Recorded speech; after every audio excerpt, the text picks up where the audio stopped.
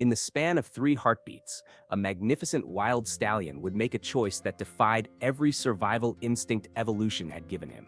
What happened on that cliff edge would forever change how we understand the minds of these extraordinary creatures. The morning mist still clung to Wyoming's Wind River Range when wildlife photographer Sarah Mitchell positioned her telephoto lens toward Thunder Valley. She'd named it herself, after the jet-black Mustang stallion, who had claimed this rugged territory as his own. At 8 years old, Thunder wasn't just another wild horse. He was something rarer, something that made seasoned wildlife experts pause and reconsider everything they thought they knew about animal intelligence. Sarah had first encountered Thunder 3 years ago during a routine documentation assignment. She'd expected to capture standard herd behavior, maybe some scenic shots of horses against mountain backdrops. Instead, she'd witnessed something that made her hands tremble as she adjusted her camera settings. Thunder had detected a mountain lion stalking his band from over a mile away, not through scent or sound, but by reading the subtle behavioral changes in distant elk. He then orchestrated a defensive formation so sophisticated that it resembled military strategy more than animal instinct. "There's something in his eyes," Sarah would tell colleagues back at the Wildlife Center, reviewing her photographs late into the night. "A calculation, an understanding that goes beyond what we think horses are capable of." His coat gleamed like polished obsidian, each muscle defined beneath skin that had never known saddle or bridle. His flowing mane cascaded down his neck like black water, moving with each subtle shift of his magnificent head. This was freedom given form, pure, untamed, and achingly beautiful. Thunder stood protectively near his family, 5 mares of varying ages and 3 foals who stayed close to their mother's sides. The youngest foal, barely 3 months old, still wobbled on unsteady legs as she attempted to keep pace with the adults. Thunder watched her with an attention that seemed almost paternal, his dark eyes tracking her movements with gentle vigilance. Sarah adjusted her lens, capturing the peaceful domesticity of the moment. The band grazed contentedly, their soft nickering and the rhythmic tearing of grass creating a soundtrack of wilderness tranquility. Morning light illuminated each breath they exhaled in the crisp mountain air, creating small clouds that dissolved quickly in the warming sunlight. But Thunder's head suddenly snapped upward, ears rotating forward like radar dishes seeking a signal. His nostrils flared, testing the air for something Sarah couldn't detect. The other horses immediately responded to their leader's alert posture, lifting their own heads and scanning the horizon with nervous energy. Sarah's finger found the camera's shutter button as she followed Thunder's gaze toward the northern ridge. At first, she saw nothing. Just the familiar landscape of scattered boulders, wind-bent pines, and morning shadows. Then, like phantoms materializing from the wilderness itself, she spotted them. 7 gray wolves emerged from behind a cluster of rocks, their forms low and purposeful as they moved across the terrain. Even at this distance, Sarah could see the calculated nature of their approach. This wasn't random predatory behavior. This was strategy. The pack had split into 2 groups, one taking a higher route while the other spread along the valley floor. Thunder issued a sharp warning whinny, the sound cutting through the morning stillness like a blade. The mares immediately began moving their foals away from the approaching danger, but their leader positioned himself between his family and the wolves. His powerful stance spoke of absolute determination. No predator would reach his band without going through him first. Sarah's heart began pounding as she realized what she was witnessing.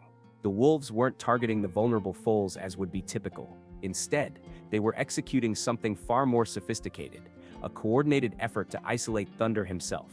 3 wolves had positioned themselves to block the path back to the main valley, while 4 others approached from the direction of the morning watering hole. Thunder was being deliberately driven toward the most dangerous section of the ridge, where the cliff dropped 50 feet straight down to a thundering waterfall below. Through her viewfinder, Sarah watched the chess match unfold with growing dread. Each wolf movement seemed calculated to push Thunder further from safety, closer to the precipice where white water crashed against unforgiving rocks far below. The stallion fought back with the weapons nature had given him, powerful hooves that could shatter bone and lightning-quick reflexes, honed by years of wilderness survival. But the wolves were patient, disciplined, never presenting clear targets for his defensive strikes. They darted in and out of range, always maintaining their formation, always pushing him backward toward the cliff edge. Thunder's band retreated to safer ground, the mares calling to their leader with desperate urgency. But he was cut off now, exactly as the wolves had planned. Sarah's telephoto lens captured the moment when small rocks began crumbling away beneath Thunder's rear hooves, falling into the void behind him. The alpha wolf, a massive gray male with a distinctive scar across his muzzle, closed in for what appeared to be the final confrontation. Yellow eyes locked with dark ones in a primal stare that spoke of life and death hanging in the balance. Sarah whispered to herself, her voice barely audible above the distant sound of rushing water. He's trapped. There's nowhere left to go. What happened next would unfold in slow motion, each second stretching like an eternity as Thunder faced a choice no wild horse should ever have to make. The alpha wolf lunged forward, jaws snapping at Thunder's front legs with predatory precision. The stallion reared magnificently, his hooves slashing through the air in a display of raw power that forced the wolf to retreat. But the attack had served its purpose. Two other wolves immediately moved in from the sides, further restricting Thunder's already impossible position. Sarah's camera captured the terrible beauty of the moment. The morning sun backlit Thunder's silhouette as he balanced on the very edge of survival, his muscles coiled with desperate energy. Behind him, the waterfall roared its ancient song, white water cascading 50 feet down to a pool that had claimed countless lives over the millennia. Through her telephoto lens, Sarah watched Thunder do something that defied every documentary she'd ever filmed. Instead of continuing to fight or succumbing to panic, the stallion turned his head and looked deliberately behind him. Not in terror, but with the focused assessment of a strategist evaluating his options. His intelligent eyes tracked down the waterfall's path, studying the churning pool below and the terrain beyond. Sarah held her breath as she realized what she was witnessing. Thunder wasn't just trapped, he was calculating. The wolves sensed the moment of hesitation and pressed their advantage. The scarred alpha male bared his fangs and lunged again, this time targeting Thunder's vulnerable hindquarters. The stallion spun with lightning reflexes, his hooves striking the rocky ground inches from the wolf's skull. But the coordinated attack had pushed him even closer to the precipice. Small stones cascaded into the void as Thunder's rear hooves found purchase at the very edge. His band watched from the safety of higher ground, their desperate whinnies echoing across the canyon like a funeral dirge. The youngest foal pressed against her mother's side, instinctively understanding that something terrible was happening to the magnificent stallion who protected them all. Sarah's hands trembled as she adjusted her camera settings, knowing she might be documenting the final moments of the most extraordinary wild horse she'd ever encountered. The wolves had formed a perfect semicircle around Thunder, leaving only the deadly drop as his sole escape route. "This can't be how it ends," Sarah whispered, her voice barely audible above the thundering water below. The alpha wolf gathered himself for what would clearly be the final assault. His pack mates moved in perfect synchronization, their formation tightening like a noose. Thunder had nowhere left to retreat, no defensive position remaining. The laws of physics and predator-prey dynamics demanded his surrender. But in that impossible moment, Thunder made a choice that rewrote everything Sarah thought she knew about animal behavior. The stallion backed up until his rear hooves hung partially over the cliff edge. For a heart-stopping instant, he balanced between earth and sky, his powerful body poised on the knife's edge between life and death. Then, with explosive force that seemed to defy gravity itself, Thunder launched forward in 3 enormous earth-shaking strides. But he wasn't charging the wolves. He was launching himself directly off the cliff into 50 feet of empty air. "No!" Sarah gasped, her camera nearly slipping from her hands as she witnessed the unthinkable. Through sheer professional instinct, she continued shooting, capturing the impossible image of Thunder's body silhouetted against the morning sky. His legs were extended in perfect form, his mane and tail streaming behind him like black banners of defiance. The wolves stood frozen at the cliff edge, their calculated hunt shattered by an outcome they could never have anticipated. Their prey had chosen the void over surrender. For what felt like an eternity, Thunder hung suspended in space, his body perfectly controlled rather than tumbling helplessly. He wasn't falling. He was flying, his powerful form positioned as if he were leaping over a normal obstacle rather than plummeting toward what appeared to be certain death. The impact sent a massive explosion of white water skyward, the sound reaching Sarah's position seconds after the visual. Then there was only the continuous roar of the waterfall and the slowly settling surface of the pool far below. Sarah kept her camera trained on the churning water, her heart hammering against her ribs.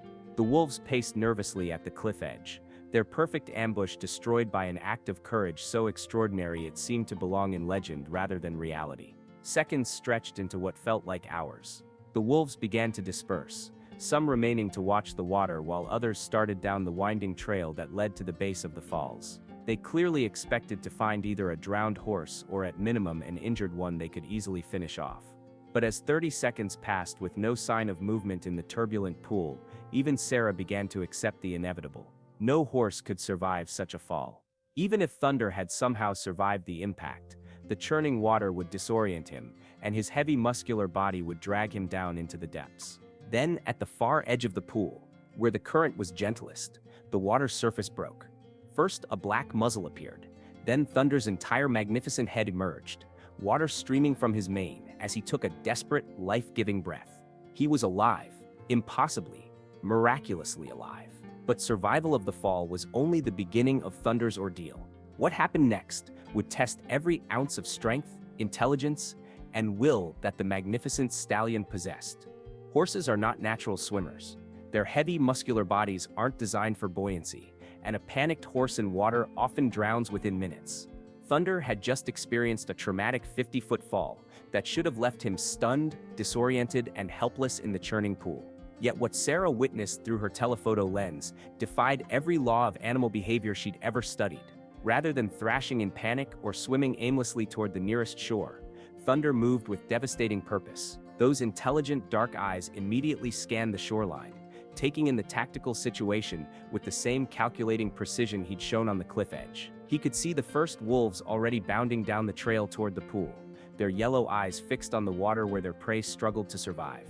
In that critical moment, Thunder made another decision that separated him from every other wild horse Sarah had ever documented. Instead of swimming toward the nearest shore, where the wolves would arrive within minutes, he struck out for the opposite bank. It was a steeper, rockier section that would be far more difficult for the predators to access quickly. The current from the waterfall created a powerful flow working directly against him, but Thunder's legs adapted to a swimming motion that propelled him steadily forward. Sarah swung her camera between the approaching wolves and Thunder's determined progress, capturing a race against time that seemed impossible to win.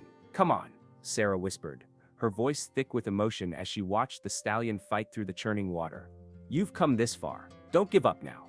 Halfway across the pool, Thunder encountered the strongest part of the current. The white water from the falls created a turbulent zone where even experienced swimmers would struggle. For a terrifying moment, the powerful flow seemed to push Thunder backward toward the base of the waterfall, where the churning water could trap and drown him. Sarah's breath caught in her throat as she watched Thunder disappear beneath the surface. Seconds passed. Too many seconds. The first wolf reached the shoreline, pacing along the water's edge with predatory patience. Then Thunder's head broke the surface again, his nostrils flaring as he fought for air. But instead of being pushed back, he had somehow used the current to angle himself toward a calmer section of the pool.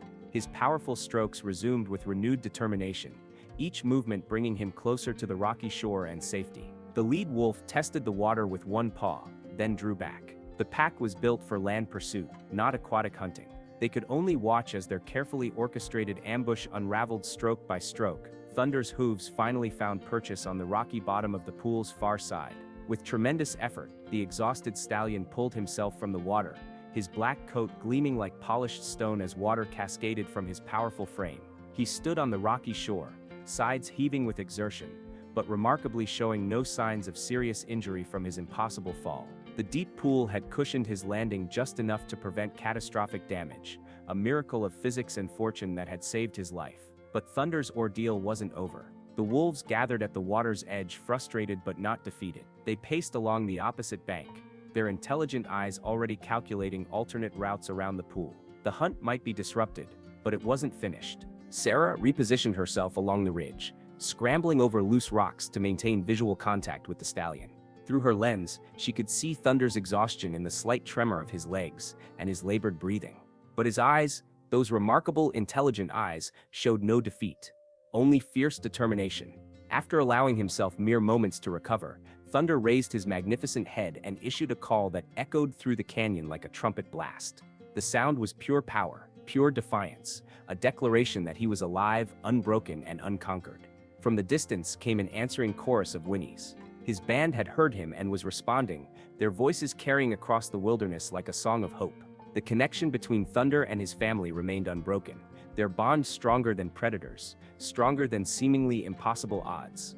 Thunder began moving along the shoreline with clear purpose, not fleeing in panic, but navigating with the same strategic thinking that had saved his life.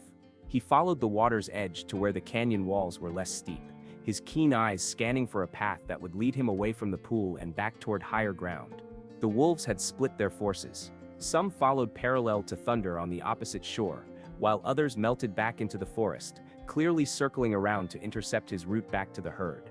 But the stallion seemed to anticipate their movements, choosing a rocky path that would be difficult for the predators to navigate quickly. Nearly an hour after his legendary leap, Thunder crested a ridge and came into view of his waiting band.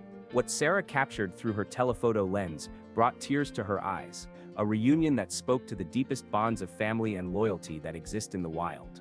The mares approached their leader with obvious recognition and relief, surrounding him protectively while touching noses in the ancient equine ritual of greeting.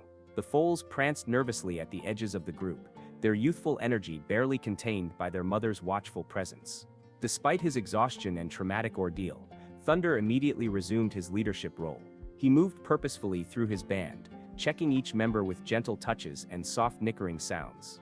Only when he was satisfied that his family was safe and whole did he organize them into traveling formation. The wolves had lost this round completely.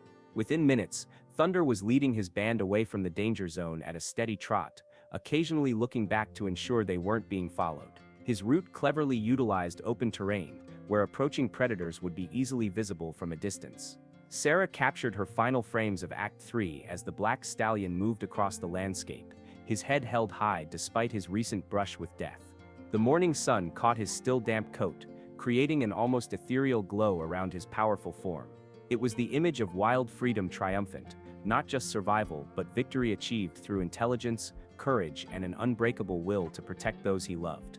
Thunder's impossible leap would ripple through the scientific community and beyond, changing everything we thought we knew about the minds and hearts of America's wild horses. When Sarah's photographs first appeared in wildlife journals, the reaction was swift and skeptical. Dr. James Harrington, a leading equine behavior specialist from Colorado State University, publicly questioned the sequence.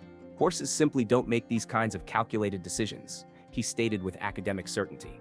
"This appears to be either misinterpretation or an extraordinary accident." But additional evidence emerged, video footage from another photographer who had captured portions of Thunder's leap from a different angle. Frame-by-frame analysis confirmed what Sarah had witnessed. Thunder had made a deliberate choice to jump, had controlled his body position during the fall, and had strategically chosen his escape route after impact. Even the harshest skeptics were forced to reconsider their fundamental assumptions about animal intelligence.